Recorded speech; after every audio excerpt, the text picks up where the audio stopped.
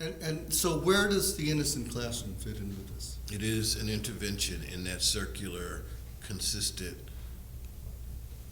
there's a problem, I'm just gonna scream really loud, I'm gonna be the squeaky wheel, you're gonna pour some oil on it, and then it's gonna keep running until it gets dry again, and then it's gonna blow up, and then there's gonna be a squeaky wheel. The innocent classroom attempts to intervene in the lives of kids, just like that drive where I went into panic attack. It's an attempt to circumvent the panic. It's an attempt to begin working with children of color now, to begin to exorcise, disconnect, and free them from the negative stereotypes that cover and impact their lives on a day-to-day level. So one of the things that I do, as you know, and you've done it too, is I would ask you, what does American culture tell you about the kids? If you were teachers, what does American culture tell you about the kids that you're going to be teaching? And I could go to that board and you would give me a list. And that list would not be a pretty list. They are thugs and gangsters and promiscuous and single parents and angry and lazy and loud. I mean, I've done this hundreds of times now. And I say to them, because I'm not saying this is how you think. I'm saying this is what the culture tells you about them. And then I say, if you know it, they know it. They know, and they actually know that you know it. They actually are anticipating your knowledge. They know, I mean, if you think about this from an epistemological, that is how people think about what they think about, kids are thinking ahead of you all the time. She's in the purse. No, I guess my whole thing is the only way to intervene is to be honest. Let's be real. Our kids know what we know. They know that even though we're fighting, I don't see color, color's not, I'm trying not to. They look at you like, yeah, sure. Because they know that's what's happening. And the only way so what we've done with Innocent Classroom is developed a process by which those things can be disconnected. Where we help, I mean, we're using the phrase now, free children to achieve. It's like free that child. And if you've read any of Claude Steele's work in Stereotype Threat and Stereotype Consciousness, well, I was developing this idea. I ran headlong into that theory about stereotype threat and stereotype consciousness being the thing that we all know stereotypes exist, and we all know they exist about us. Stereotype threat is when you actually take an action, where you are aware that that stereotype exists about you and you try to act differently. Or you surrender to the stereotype. And our kids are presented with that challenge every single day. Every time, every minute of the day. On buses, walking into, we are all presented with that conflict every day. When I walk into a restaurant, if they put you at a bad table, am I gonna go off on you? Because I feel like this is what you do to all the black people who walk into your restaurant you didn't anticipate. I'm gonna get a bad table. Or am I going to sit there and take it, even though I don't feel comfortable with it? Or am I going to look around and say, well, this is the only table. This is just what you're, it's a natural, normal. But we got to go through this process all the time. This is a weight. This is weight. This is a barrier. And our children have to go through this all the time. And nobody has acknowledged that they have to go through this. And nobody's there to help them. So what we're doing is trying to prepare teachers to help our students, help them operate outside of that paradigm. Because there's another way. If you don't validate the stereotypes, or if you accept and acknowledge the stereotypes and blow them away, and then focus on individual progression and the relationship between somebody you care about.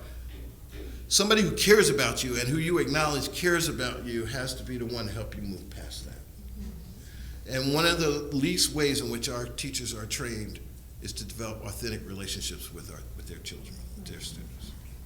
And so Innocent Classroom is about helping teachers build authentic relationships with the express purpose of leveraging those relationships in an effort to help our children not respond to stereotype threat.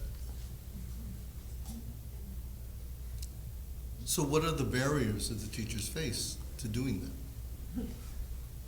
The same barriers we've been talking about this entire session, and it's difficult. It's very difficult to go through the process of thinking a kid with his pants around his butt who is talking out of turn, who's disruptive, who's angry, who's cursing at you, has something really good, has something really powerful that you can get in touch with, and you can leverage that to change his life. You have to get past that. And that doesn't mean accepting bad behavior. It does. I mean, I'm talking about accountable, an authentic relationship. In an authentic relationship, there is accountability. And so it's about getting to the place where you can claim an authentic relationship with a child and then asking them to be accountable to that. Now it's time for you to do your homework. So it was theory. It was theory 4 years ago. We have documented proof. We have, evaluators who have looked at, we're seeing changes in test scores, changes in suspensions and referrals, changes in school culture. It's just amazing. And teachers, it puts teachers right back in the place where they should be, which is to be engaged in a child's life in such a way that you can actually teach them. Okay, so I have one more question, then we'll open it up for questions. So in certain ways, the progress of your work has been towards a reclamation or reconnection with your own sense of innocence. And in certain ways, the work has been a laboratory for you to develop this program and a meditation on the themes of guilt and innocence and the ways that it's affected the psyche of African Americans and people of color. And I know that you have gone through your own journey on that. Yep. Can you speak a little bit about that and where you are now? Well, from that moment, that panic, I began to do the inventory and began to think about how many ways why I would never go camping, why.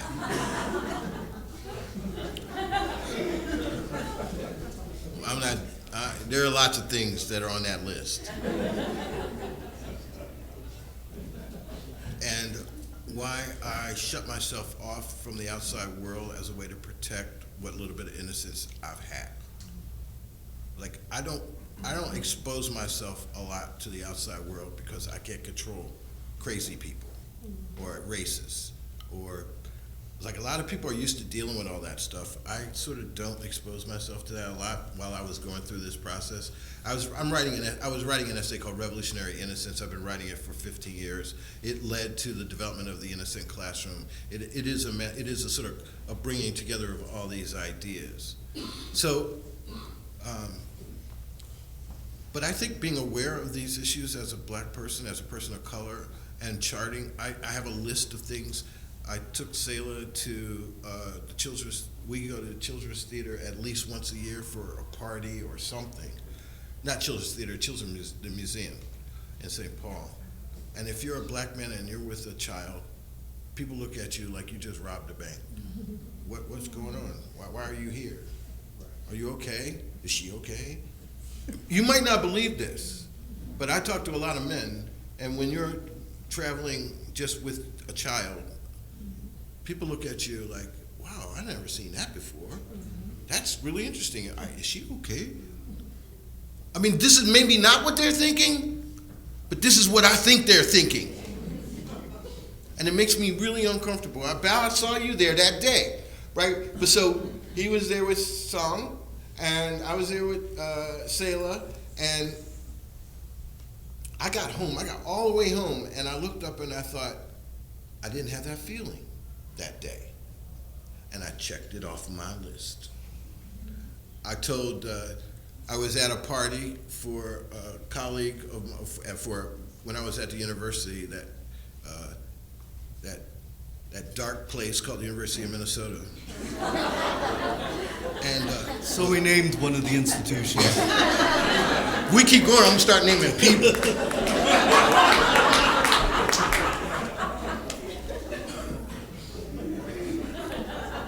I was at at a party and for our department, and I had a drink or two, and I had to drive home, and it was way out somewhere, and I got lost, and I saw a cop car parked in front of an apartment building, lights flashing. I drive towards the car, make a U-turn, pull up alongside it, roll my window down, and said, I'm lost. I'm trying to reach 94. Can you tell me how to get there? And he said, excuse me? I said, I'm lost. I'm trying to get to 94. He gets out of his car, walks around to my side of the window, says, well, you want to go up there 2 blocks, make a right turn, and you'll run right into it. I drive off, and once again, I have a panic attack. I pull over halfway between there and Minneapolis, and I catch myself. It's like, I did that. Protect and serve. He was there to help me. I had because normally you go the other way. Like, what am I doing? I'm in a suburb. There's a cop car waiting for me. This is my destiny. When you lecture in front of African American men, that's like destiny right there. I didn't know what it was going to be, but now I know. He's waiting for me, and when I tell that story to other brothers, they're like, "Man, you could have been killed that night. That was so dangerous." But I'm like, this is the test that we have to. This is the test of innocence. You have to constantly press, constantly. It's scary. But if you talk about it and think about it enough, you start doing things you didn't know you were going to do, and then you do them, and then it's done. And you don't have to. It's like if you've ever been in a car with people of color, and you pull up to a corner, and there's a cop at the other side of that street. Everybody goes, "There's a cop," because you know. And I mean, and if he comes up behind you, destiny has arrived. Brake light, that's why, in the outlaw. And I just think when you don't go through that checklist, when you're not thinking that way, and then you get past that point and you realize, oh, that happened and it didn't faze me, check it off your list. I'm reaching a degree of innocence that my dad did not have, my brother, that nobody in my family, it's just hard to live. I just couldn't keep living that way. And somebody has to blaze this trail for us. I think there are a lot of people out there doing this, don't get me wrong. But I think we have to do this. Like, I think Trayvon Martin is like the hero, the martyr, because he turned to face that guy. He had done nothing wrong. There's no reason to be running. You didn't do anything wrong. The guy was not a police officer. There was nothing. He turned to face him. That's the tragedy of innovation and progression and heroism. That's how it happens. You're just being stupid and dumb, maybe, being out that time of night, smoking dope or going, whatever he was doing. I don't really care. The fact is he did nothing to warrant the punishment, the consequence that he engaged in. But I see him differently from some of those other experiences, because he turned. I'm going to turn and face you, because I'm not thinking there's anything bad going to happen. Because why should there be something bad about to happen? I'm done with that. It's hard to live like that. We shouldn't have to live like that. My daughter is not going to live like that. We're not going to live like that. It's time to change.